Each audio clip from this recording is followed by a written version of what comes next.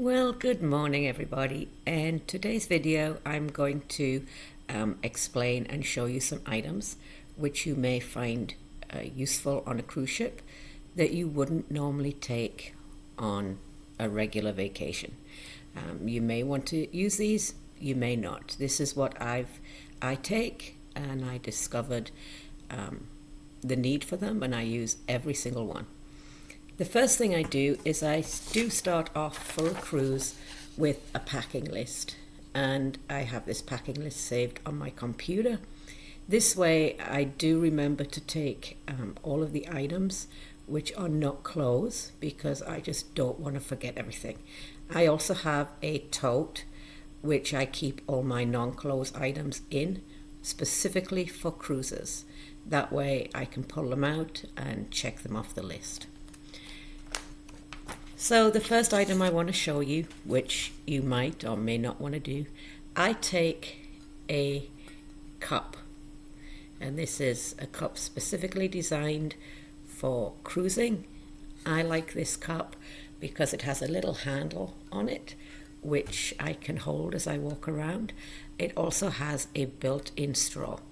But a lot of people take their Yeti cups, or they take things to keep your coffee hot in the morning, or keep your cold drinks cold.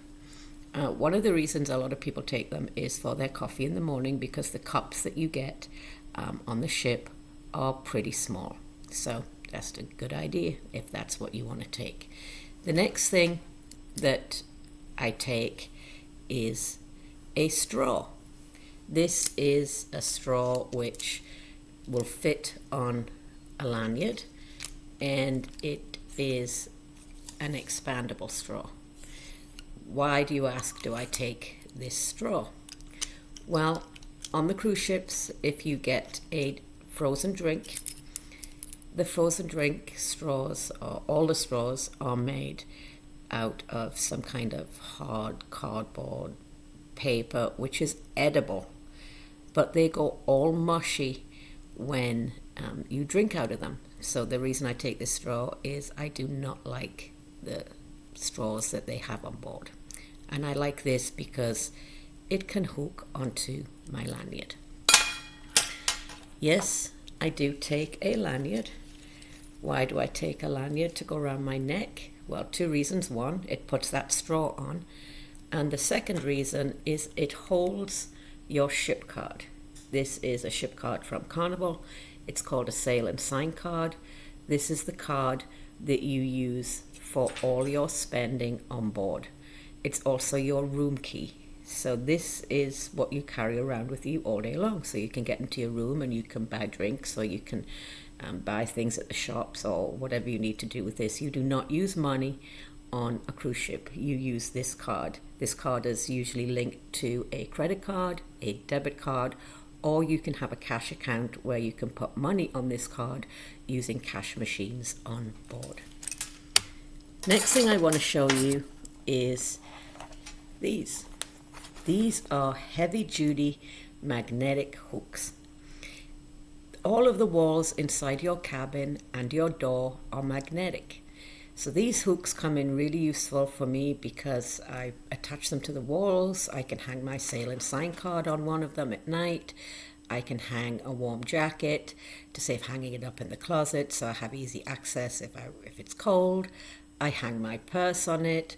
I do a lot of things with these hooks. Sometimes I also use them on the door when I'm decorating the door. Depends on what I'm decorating with. On saying that, a lot of people do decorate their doors. You can buy cheap decorations at Dollar Tree, Walmart, places like that, and you can decorate your door. It's a big thing on the ships. A lot of people go very elaborate, or you could just put one thing on and see where your door is. All the doors look the same, so it is useful to have a decoration so you can recognize your door. Depending on how I'm decorating my door, I may use command strips to put up things like this, or I may use a hook if I've got something that I'm hanging. So either a hook, a magnetic hook, or command strips. They don't let you use Scotch tape So I find that these are my best option. They do allow you to use these because they come off the doors easier. And I do have little hooks in case I need little hooks to hang things on my door. For example, I would use this if I was decorating with garland, maybe at Christmas, because the garland can hang over the hooks.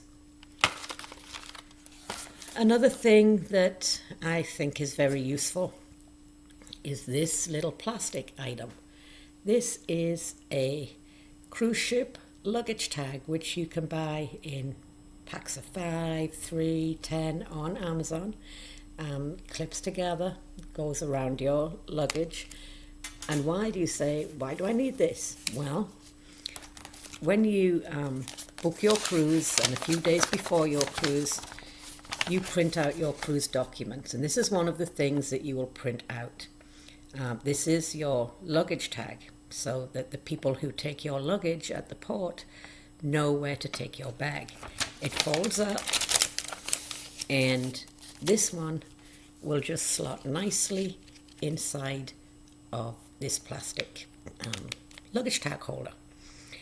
Why? If it's raining, this can get wet. It's paper. A lot of people just tape these around and somehow attach them to their bags. We did the very first time we cruised. We didn't know any different. And we saw everybody with these and thought, oh my gosh, what a great idea. So we use the luggage tags. Another thing that you may find useful are towel clips. Towel clips, why do I need towel clips? Well, if you have a balcony room and you want to put your towel out on the chair to dry after you've used it at the pool, these will clip nicely on and stop it blowing away. Also, when you are at the pool, this will also basically allow your towel not to blow away. So luggage towel clips are really useful. Another thing which I take is a adapter for extra outlets and for USB charging. Why do I take this? Well, they have a USB in your room. Sometimes there's 2, sometimes there's 1. They may have 2 outlets if you're lucky. If not, then I take this because I have my extra outlets here, so we can charge things up, plug things in, whatever we need to do. You're not allowed to take an actual power strip. It has to be just some kind of adapter converter.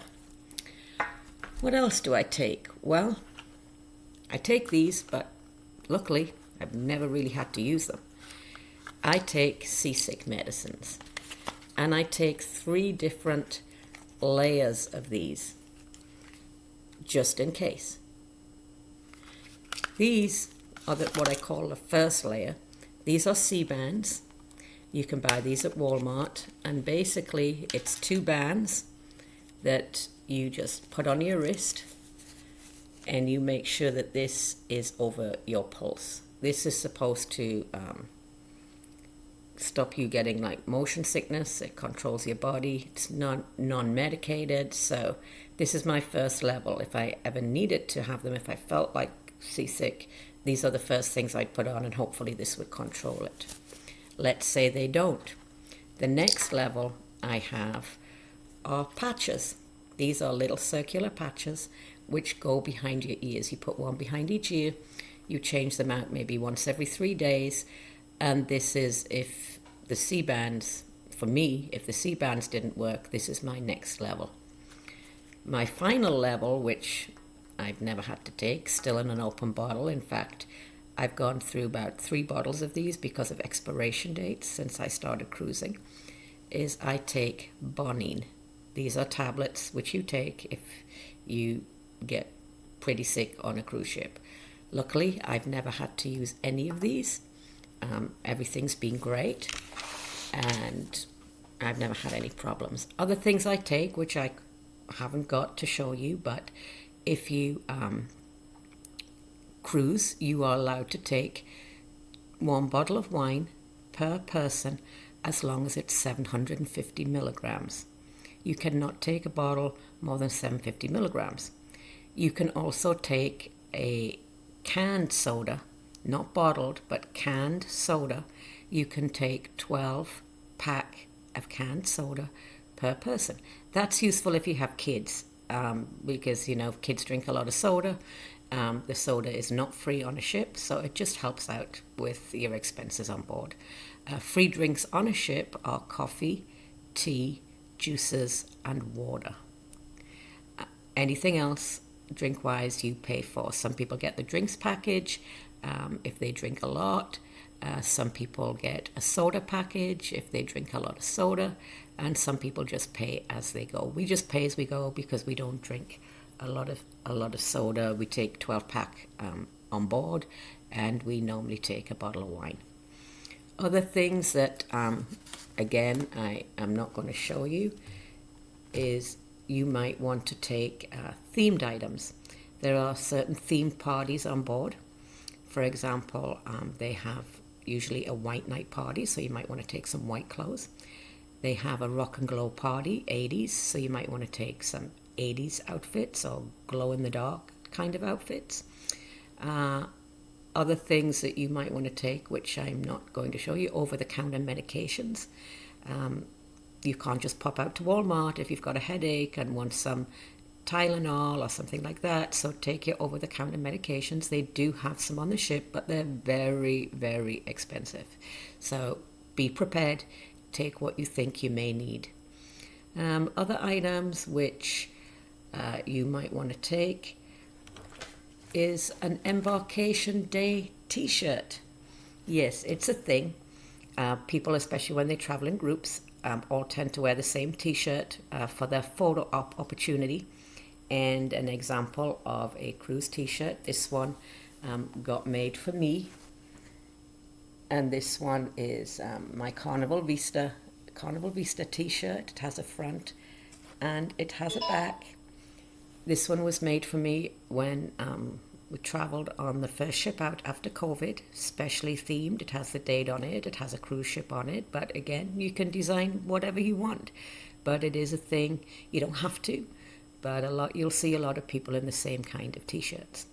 One other tip that I want to give you, it's not necessarily packing, but it's something that you might want to do before you go. If you have a Facebook account, you might want to find the Facebook group for your specific cruise. So for example, if you're traveling on Carnival Breeze on the 5th of March, 2022, you might want to type in and search for Carnival Breeze, March the 5th, 2022, and there'll probably be a Facebook page for that cruise ship. The people on that Facebook page will give you a lot of tips and a lot of tricks for sailing, especially if you've never sailed before. Well, that's it, folks. Hope you enjoyed this video. Don't forget to subscribe. Bye.